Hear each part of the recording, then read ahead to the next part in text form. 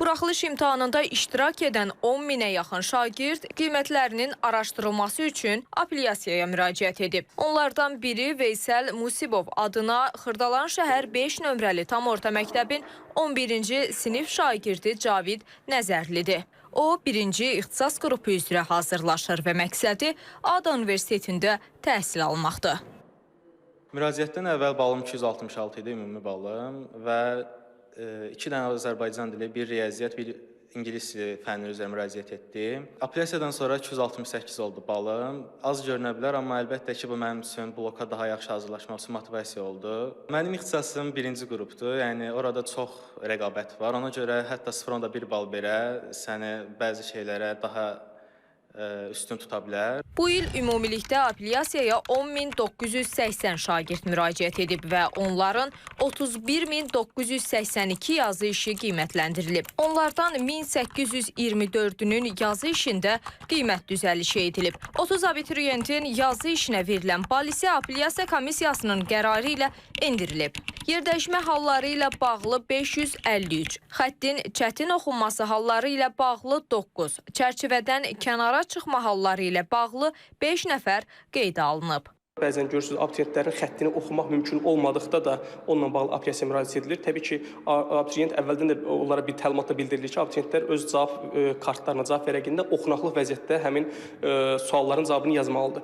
Və eyni zamanda təbii ki, burada artıq sualların səhv yoxlanması ilə bağlı markerlərin belə deyək, fəaliyyəti də qiymətləndirilir və Dövlət İmtahan Mərkəzi həmin markerlərin artıq növbəti imtahanlarda sualların yoxlanılmasında təbii ki, onların belə deyək, əməyindən istifadə etməyə bilər. Məsələ ilə bağlı Dövlət İmtahan Mərkəzindən bildirildi ki, edilən bütün müraciətlər araşdırılıb.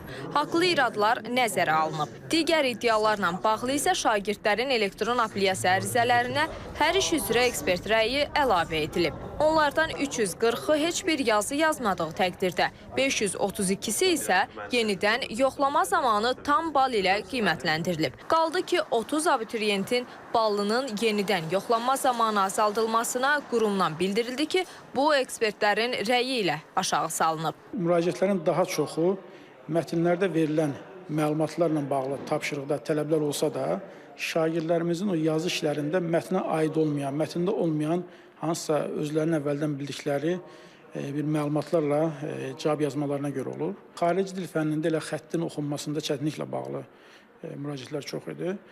Riyaziyyat fənnində isə ən çox rast gələn hallardan biri şagirdlərimizin müəyyən bir hissəsi tapşırıqlarını cavablandırarkən, həllini yazarkən həll yazmayıb birbaşa cavab yazırlar. Yəni, sanki bir qapalı tapşırıq kimi, kodlaşılan tapşırıq kimi, amma burada belə deyil. Burada mütləq həllin bütün mərhələləri yazılmalıdır. Bu tələb var. Həm elanda var, yaddaş kitabçasında var, cavab vərəqinin özündə yazışın üstündə var və s. Və yaxud da həllin yalnız bir mərhələsini yazıb, digər mərhələlərini yazmayıb. Bu da artıq 3/1 balla qiymətləndirilib. Onu da qeyd edək ki, şagirdlər artıq elektron apellyasiya ərizələrinə daxil olaraq komissiyanın qərarları ilə tanış ola bilərlər. Ləman Abbaslı, Nizami Qurbanov, İTV Xəbər.